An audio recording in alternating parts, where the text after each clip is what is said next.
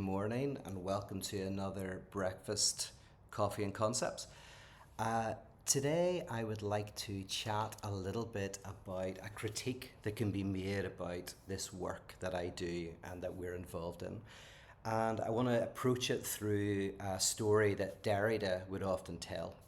And it's the story of this rabbi who's in his synagogue and he kneels on the ground, looks up to the sky and says, God, I am dust, I am nothing. Now, there's a businessman also in the synagogue who is a well-respected member of the community. He sees this, he also goes up, kneels beside the rabbi and says to God, I am but dust, I am nothing.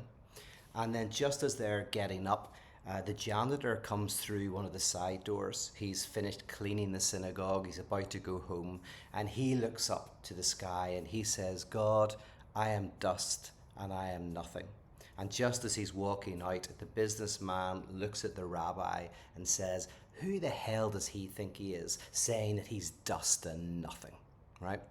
Now, I think this is a great little story, and I remember reading it a long time ago, and Shizek's also referenced it.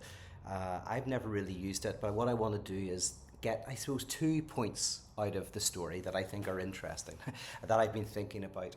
And I was reminded of this actually because this morning I was listening to a conversation between Julie Reich and Stephanie Sweels on YouTube on death and love.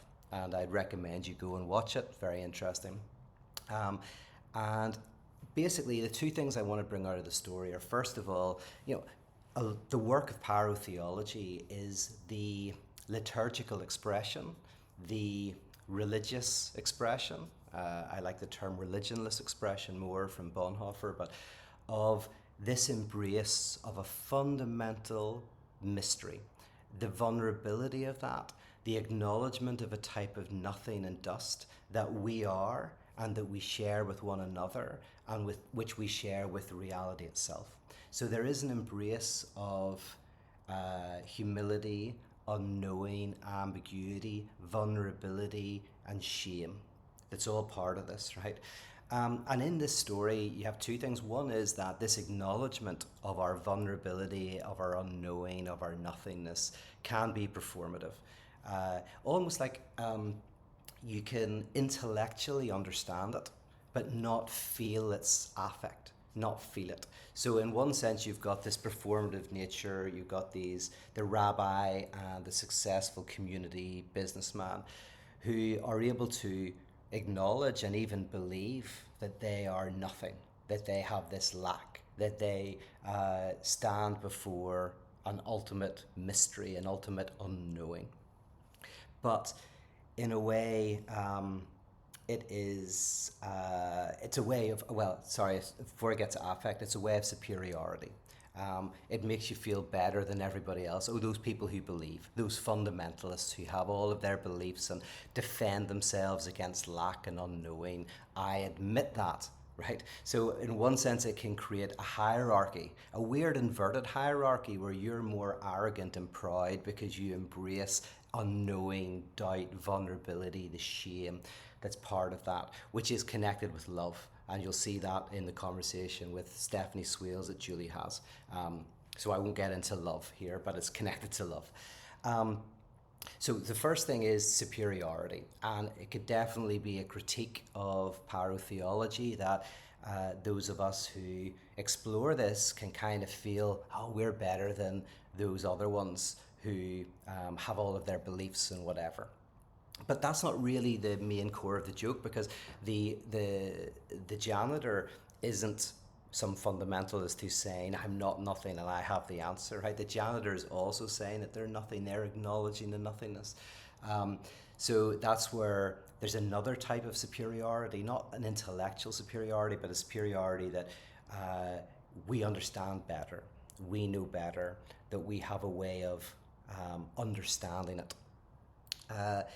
But also, if we think of the janitor as someone who really feels that they're nothing, they actually feel that they're dust, right? So the way I told the story, the janitor doesn't even hear the rabbi and the businessman, right? So the rabbi does this act because they're the rabbi. The businessman sees the rabbi doing it, thinks, right, I should do that. I'm a respected member of the community. But then the janitor just comes out, looks up to the ceiling and says, I am dust, I am nothing. So if we imagine that the janitor really feels it, and that this is not some sort of performative liturgy that they're reading out, but let's imagine it as a heartfelt expression of pain and unknowing that they're putting out there. That is the more authentic way of experiencing doubt and unknowing, the mystery, the vulnerability, is that you feel it, that you can't protect yourself against it, that it's operating within you. And this work is designed to help us feel that truth. But it can so easily become another defense against it. And I think this is probably clearest when you think of masochism in kind of the sexual arena, where in a sense the masochist is someone who fully acknowledges that they are abject, that they are trash, that they are nothing, and shame and guilt is a part of their sexual ritual. However, it is libidinized.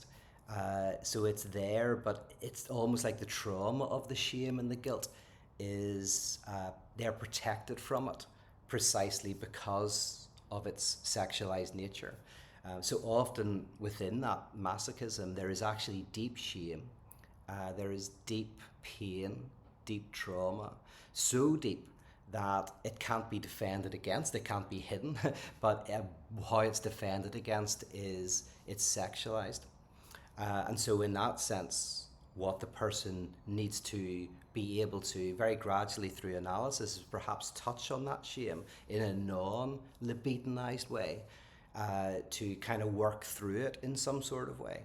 Not so as they overcome the masochism entirely or anything like that, that's not a problem as such, but only so that they can also feel that suffering, not so that they're crushed by it, but so that they might find a way to better be able to bear its weight. Okay, so that's all I wanted to say.